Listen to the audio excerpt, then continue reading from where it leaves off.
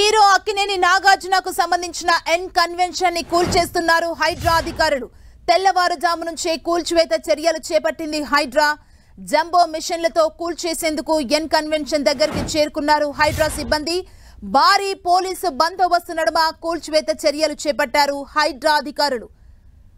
తిమ్మిడికుంటకు సంబంధించిన బఫర్లో N convention నిర్మించారని ఫిర్యాదు రావడంతో కూల్చివేత చర్యలు చేపట్టింది హైడ్రా.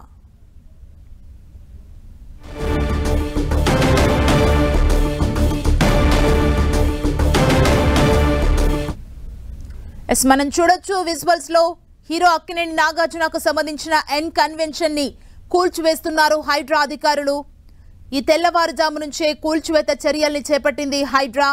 జంబో మిషన్లతో కూల్చేందుకు ఎన్ కన్వెన్షన్ దగ్గరకు అక్కడికి చేరుకున్నారు హైడ్రా సిబ్బంది. మనం చూడొచ్చు భారీ బందోబస్తు నడుమ ఈ కూల్చివేత చర్యల్ని చేపట్టారు అధికారులు. తుమ్మిడికుంటకు సంబంధించిన బఫర్లో ఎన్ కన్వెన్షన్ నిర్మించారని ఫిర్యాదులు రావడంతో కూల్చివేత చర్యలు చేపట్టింది హైడ్రా.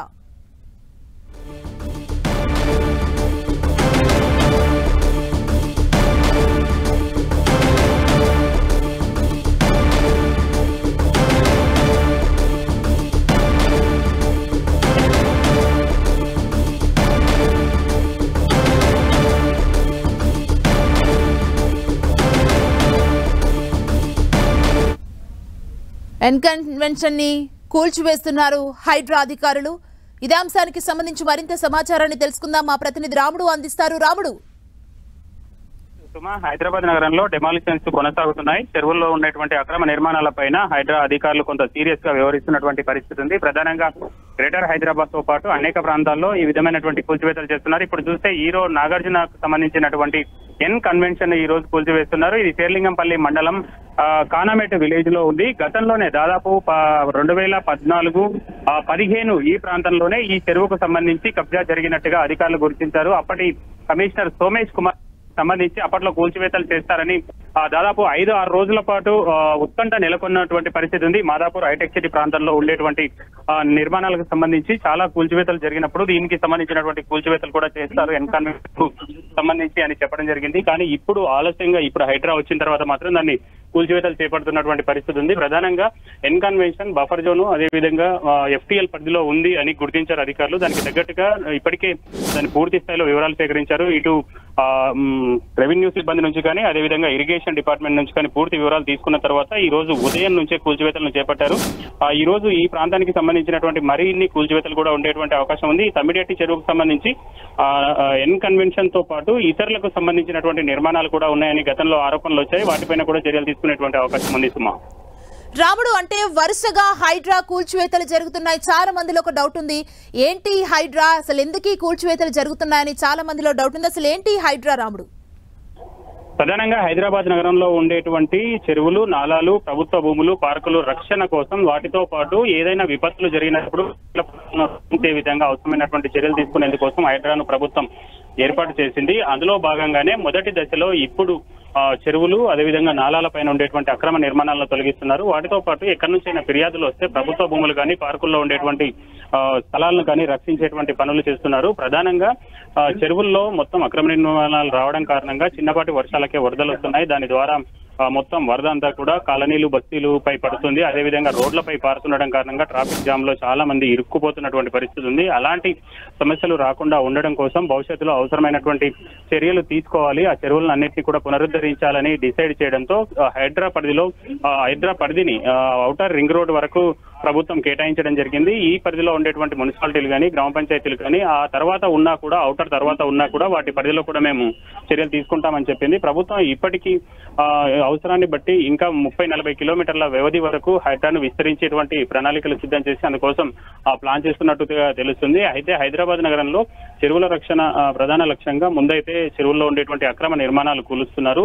తర్వాత దశలో దీనికి సంబంధించి పార్కులు అదేవిధంగా ఇతర ప్రభుత్వ స్థలాలకు సంబంధించినటువంటి అంశాలపైన కోర్టుల్లో కేసులు ఏమైనా ఉంటే వాటన్నిటిని క్లియర్ చేయించి వాటన్నిటి కూడా తొలగించడం కోసం ఏవి రంగనాథ్ ఆధ్వర్యంలో ప్రత్యేకంగా ఒక టీం ఏర్పాటు చేశారు. వాళ్ళు చాలా ఎక్కువగా ప్రాంతాల్లో కూల్చివేతలు చేస్తున్నారు. మనం చూసాం గతంలో ఏదో ఋతు మంత్రంగా కూల్చివేతలు చేసి వెళ్లారు. కానీ ఇప్పుడు ఆ విధంగా కాకుండా పూర్తిగా నిర్మాణాన్ని అంతా కూడా నేలమట్టం చేయడంతో పాటు అక్కడ ఉండేటువంటి డెబ్రిస్ అంతా కూడా తొలగించి దాన్ని అంతా చెరువునంతా క్లీన్ చేయాలనేది ప్రణాళిక రూపొందించుకొని వాళ్ళు ముందుకెళ్తున్నారు. సుమా, రాముడు, అంటే ఈ హైడ్రా కూల్చివేతలకు ముందు యజమానులకు ఏదైనా ఇన్ఫర్మేషన్ ఇవ్వడం జరుగుతుందా?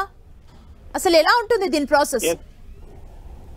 అంటే దీనికి సంబంధించి కొన్ని సెక్షన్లు ఉన్నాయి. అక్రమంగా ఇన్సైడ్ ఆఫ్ ద లేక్ కానీ బఫర్ జోన్ కానీ వస్తే ఎలాంటి వాళ్ళకు ఇన్ఫర్మేషన్ ఇవ్వాల్సిన పని లేదు. అదే విధంగా కొన్ని సందర్భాల్లో ఎలాంటి పర్మిషన్స్ లేకుండా కట్టిన వాటిని కూడా వాళ్ళకి ఇన్ఫర్మేషన్ ఇచ్చి కూల్చాల్సినటువంటి అవసరం లేదనేటువంటి నిబంధనలను వీళ్ళు ప్రముఖంగా ప్రస్తావిస్తున్నారు. దాని ఆధారంగా వెళ్తున్నటువంటి పరిస్థితి ఉంది. కొన్ని సందర్భాల్లో వాళ్ళకు తెలియడం మనం చూసాం. మనం జన్వాడకు సంబంధించినటువంటి ఫామ్ హౌస్ విషయంలో కూడా వాళ్ళకు విషయం తెలిసి వాళ్ళ హైకోర్టుకు వెళ్ళడం జరిగింది. అట్లా ఆ విషయాలు తెలిస్తే వాళ్ళ కోర్టులకు వెళ్తున్నటువంటి పరిస్థితి ఉంటుంది. కాబట్టి దానికి నోటీసులు ఇచ్చి వాళ్ళకు అవసరమైనటువంటి టైం పీరియడ్ ఇచ్చి కోర్టులో స్టే వచ్చే విధంగా అవసరం లేదు అనేటువంటి పద్ధతిలోనే హైడ్రా అధికారులు వ్యవహరిస్తున్నారు. తమకు వచ్చినటువంటి ఫిర్యాదుల ఆధారంగా క్షేత్రస్థాయిలో ఒకసారి పరిశీలన చేస్తున్నారు. Is it right are not అనేది తెలుసుకున్న తర్వాత వెంటనే యాక్షన్ లోకి దిగిపోతున్నటువంటి పరిస్థితి ఉంది.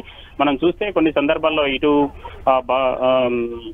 ఎర్రకుంట చెరువులు కూల్చివేత చేసినప్పుడు బాచ్పల్లికి సంబంధించి అక్కడ వాళ్ళు ఎల్ఆర్ఎస్ కూడా చెల్లించి నిర్మాణాలకు అనుమతులు తీసుకున్నామని క్షేత్రస్థాయిలో వాళ్ళు ఎవరైతే నిర్మాణాలు చేశారో వాళ్ళు చెప్తున్నారు. అదేవిధంగా ఇటు చందానగర్ మదీనాగూడ చెరువులో కూల్చివేతలు చేసినటువంటి 3 నిర్మాణాలు కూడా జిహెచ్ఎంసీ దగ్గర పర్మిషన్ తీసుకొని వాళ్ళు నిర్మాణాలు చేశారు. కాబట్టి తాము వాళ్ళు పర్మిషన్ ఇస్తేనే మేము కట్టామన్నట్టుగా వాళ్ళు చెప్తున్నారు. కానీ ఇరిగేషన్ కు సంబంధించినటువంటి అధికారులు ఇందులో ఎన్ఓసి తీసుకోలేదు, ఇది చెరువులో ఉంది అని చెప్పడం, ఇట్లాంటివి అంటే ఏదైతే సరైనటువంటి వివరాలు ఉన్నాయో ఆ వివరాలు ఉన్నప్పుడు నేరుగా కూల్చేస్తున్నటువంటి పరిస్థితి ఉంది. ఇప్పుడు ఎన్ కన్వెన్షన్ కు సంబంధించి సినిమా హీరో నాగార్జునదిగా చెబుతున్నటువంటి ఎన్ కన్వెన్షన్ కు సంబంధించి దీనిని కూడా గతంలోనే 2014, 15, 16 ప్రాంతంలోనే అంటే 15 ప్రాంతంలోనే దీన్ని నోటిఫై చేయడం జరిగింది. దాన్ని గుర్తించడం జరిగింది. ఎక్కడి వరకు బఫర్ ఉంది, ఎక్కడి వరకు ఎఫ్టీఎల్ ఉంది అన్నటువంటి అంశాలను అప్పుడే డిసైడ్ చేశారు. కానీ కూల్చివేయడానికి కొంత వెనుకాడినటువంటి పరిస్థితి ఉంది. అప్పట్లో తీవ్రమైనటువంటి విమర్శలు రావడంతో ఇటు మాదాపూర్ అయ్యప్ప సొసైటీలో ఉండేటువంటి నిర్మాణాల కూల్చివేతల సందర్భంగా తీవ్రమైనటువంటి ఆరోపణలు ప్రభుత్వం పైన రావడంతో కొంత వెనుకకు తగ్గడం జరిగింది. కొన్ని నిర్మాణాలను కూల్చిన తర్వాత 1-2 రోజులు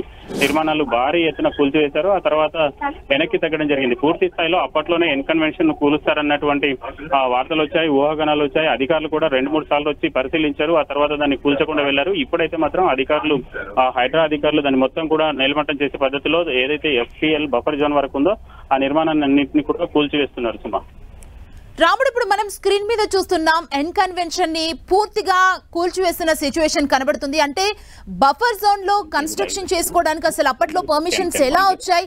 ఇంత పెద్ద పెద్ద బిల్డింగ్స్ కట్టారు కదా, ఇప్పుడు ఇవన్నీ కూల్చేస్తున్నారు కదా, అసలు ఏం జరిగింది అప్పట్లో? అంటే సాధారణంగా కొద్ది మందికి ఆ విషయం తెలియదు. అది కొనుక్కున్నప్పుడు లేదంటే అప్పటికే ఆ చెరువు పూడ్చివేయబడి ఉంటుంది కాబట్టి వాళ్ళకి తెలియక కొనుగోలు చేస్తారు. దాని తర్వాత దాన్ని నిర్మాణం చేస్తారు. ఈ చెరువులో కూడా పబ్లిక్ పట్టా భూమి ఉండేటువంటి అవకాశం ఉంది. అంటే ఆ పట్టా భూమి ఉన్నప్పటికీ ఎక్కడైతే వాటర్ బాడీ ఉంటుందో ఆ వాటర్ బాడీలో ఆ విధమైనటువంటి నిర్మాణాలు చేయడానికి అవకాశం లేదు, అవకాశం లేనటువంటి పరిస్థితి ఉంటుంది. దానివల్ల ముఖ్యంగా సిటీలో ఉండేటువంటి అనేక ప్రాంతాల్లో ఈ విధమైనటువంటి నిర్మాణాలను చేసుకుంటుంటారు. కొద్దిమంది బిల్డర్స్ కానీ మరికొద్ది మంది కానీ దానిని కట్టేసి అక్కడ నుంచి అమ్మేసుకొని వెళ్ళిపోతారు. సాధారణంగా ఉండేటువంటి పబ్లిక్ ఇబ్బందులు పడుతున్నటువంటి పరిస్థితి ఉంది. ఇప్పుడు చూస్తే ఒక ప్రముఖ వ్యక్తి, టాప్ టాలీవుడ్ హీరోగా ఉండేటువంటి వ్యక్తికి సంబంధించినటువంటి నిర్మాణం కాబట్టి వీళ్ళందరూ వీటికి సంబంధించి ముందే వాళ్ళు చూసుకోవాల్సి ఉంటుంది. అది చెరువు పక్కనే ఉంటుంది కాబట్టి ఆ నిర్మాణానికి అనుమతులు వస్తాయా లేదా అనేటువంటి అంశాలను కూడా వాళ్ళు ఫైనల్ చేసుకోవాల్సి ఉంటుంది. కానీ ఆ విధమైనటువంటి చర్యలు తీసుకోలేదు. తద్వారానే ఈ విధమైనటువంటి కూల్చివేతలు జరుగుతున్నటువంటి పరిస్థితి ఉంది. అయితే ముఖ్యంగా చూస్తే తమిటికుంట చెరువుకు సంబంధించి తూము అంటే కట్ట తర్వాత తూము ఉంటుంది కాబట్టి అది మధ్యలో ఉంటుంది. దానికి దగ్గర వరకు కూడా ఈ ఎన్ కన్వెన్షన్ నిర్మాణంలో ఉంది. ఆ ఎన్ కన్వెన్షన్ కు సంబంధించినటువంటి ల్యాండ్ ఉంటుంది. దాన్ని మొత్తం పూడ్చి ఆ హైట్ గా చెరువులో నీళ్లు దానిలోకి రాకుండా వాళ్ళు నిర్మాణం చేశారు. దాని తర్వాత మధ్యలోంచి ఒక బంకెట్ హాల్ లాంటి దాన్ని కూడా నిర్మాణం చేయడం జరిగింది. ఇప్పుడు దానికి సంబంధించినటువంటి నిర్మాణాన్ని కూల్చివేస్తున్నారు. ముఖ్యంగా గ్రేటర్ హైదరాబాద్ పరిధిలో అనేక చెరువులలో చాలా వరకు ఇప్పుడు మనం చూస్తే హుస్సేన్ సాగరే దాదాపు 25% పైగా కుంచుకుపోయినట్లుగా, అనేక చెరువులు 70 నుంచి 80% కుంచుకుపోయినట్టుగా అధికారులు అంచనా వేస్తున్నారు. కాబట్టి అందులో ఉండేటువంటి నిర్మాణాలు చాలా వరకు మనం చూడొచ్చు. అనేక ప్రాంతాల్లో లేక్ వ్యూ పేరుతో నిర్మాణాలు చేస్తుంటారు పెద్ద పెద్ద బిల్డర్స్. కానీ అదేవిధంగా కొంతమంది నిర్మాణదారులు అక్కడ నిర్మాణాలు చేసి వాటిని అమ్మేసి వెళ్ళిపోతుంటారు. ఇట్లాంటి సందర్భంలో కొనుక్కున్నటువంటి వాళ్ళు ఎవరైతే ఉన్నారో వాళ్ళందరూ కూడా ఇబ్బందులు పడుతున్నటువంటి పరిస్థితి ఉంది. సుమా, థ్యాంక్ యూ రాముడు.